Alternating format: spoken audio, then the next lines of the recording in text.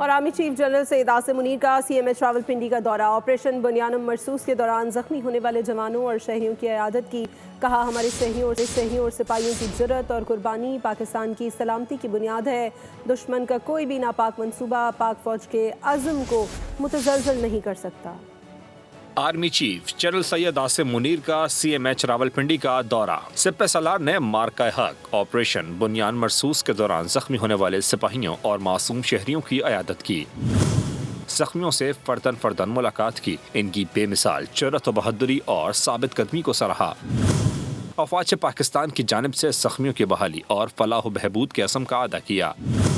General Syed Asim Munir کا کہنا تھا کہ ہمارے شہریوں اور سپاہیوں کی جرأت اور قربانی پاکستان کی سلامتی کی بنیاد ہے۔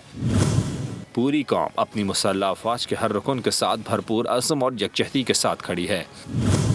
جنرل عاصم منیر کا کہنا تھا کہ دشمن کا کوئی بھی ناپاک منصوبہ پاک سبسکرائب کریں اور بیل دبائیں تاکہ کوئی خبر رہ نہ جائے۔